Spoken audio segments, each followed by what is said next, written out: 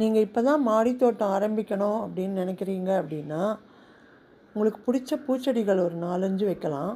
அதை தவிர காய்கறி சூஸ் பண்ணணும் அப்படின்னா, இந்த வரி கத்திரிக்காய் பெஸ்ட்டு சாய்ஸுங்க. ஏன்னா அது ரொம்ப ஈஸியாக வளர்க்கலாம், மெயின்டெனன்ஸ் ரொம்ப கம்மி. எப்படி பார்த்தாலும் உங்களுக்கு காய் டெய்லி கிடச்சிக்கிட்டே இருக்கும். முக்கியமாக உரம்ங்கிறது வந்து கம்போஸ்ட் போட்டாலே போதும். ஃபஸ்ட்டு நாற்று நட்டு வைக்கும்போது நீங்கள் தொட்டி ஃபுல்லாக மண் போடாதீங்க. ஒரு பாதிக்கு மேலே போட்டு நாற்றை நட்டுட்டு அதுக்கப்புறம் அது வளர்ந்து வர வர நீங்கள் கம்போஸ்ட்டும் கார்டன் சாயிலும் கலந்து கலந்து கொடுத்தீங்கன்னா ஒவ்வொரு பீரியடுக்கும் உங்களுக்கு வந்து உரமும் மண்ணும் சேர்ந்துக்கிட்டே வரும். அப்படி சேர சேர தான் உங்களுக்கு வந்து அந்த சத்தும் அந்த செடிகளுக்கு டைம் டு டைம் கிடச்சுட்டே இருக்கும். அப்போ தான் உங்களுக்கு வந்து நிறைய பூவும் காயும் இந்த மாதிரி கொத்து கொத்தாக காய்க்கும். இப்போது கிச்சன் கம்போஸ்ட்டு அப்படின்னா நான் என்ன பண்ணுவேன் அப்படின்னா, காய்கறி வேஸ்ட்டு பழத்தோல் எல்லாத்தையும் மொட்டை மாடியிலேயே ஒரு பேப்பரில் போட்டு காய வச்சுருவேன்.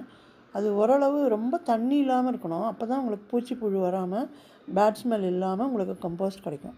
ஸோ இந்த தண்ணியை வடிக்கிறதுக்காக தான் மாடியில் கொண்டு போய் போட்டுட்டு அதுக்கப்புறம் ஒரு பக்கெட்டில் ஹோல்ஸ் இருக்கிற பக்கெட்டில் இந்த காய்கறி வேஸ்ட்டு, அப்புறம் கார்பனுக்காக கொஞ்சம் கார்ட்போர்டு வேஸ்ட்டு, அதுக்கப்புறம் இந்த டீத்தூள் வேஸ்ட்டு டீத்தூள், அப்புறம் காஃபி போட்ட சக்கை, காஃபி கிரவுண்ட்ஸ் வந்து ரொம்ப குவிக்காக கம்போஸ்ட் தயாராகிறதுக்கு உதவும். அது மாதிரி ஆர்கானிக் மேட்டரும் சேரும், நிறைய நைட்ரஜன் சத்தும் கிடைக்கும், புழுவெல்லாம் எதுவும் வராமல் நல்ல கம்போஸ்ட் தயாராகும். ஸோ காஃபி வேஸ்ட்டும் நான் போடுவேன். அது இல்லாதவங்க காஃபியை கூட தூவி விடலாம். அது மாதிரி மண்ணையும் சேர்த்து மண்புழு உரத்தையும் சேர்த்து கம்போஸ்ட் பண்ணி இந்த காய்கறி செடிகளுக்கு போடுங்க.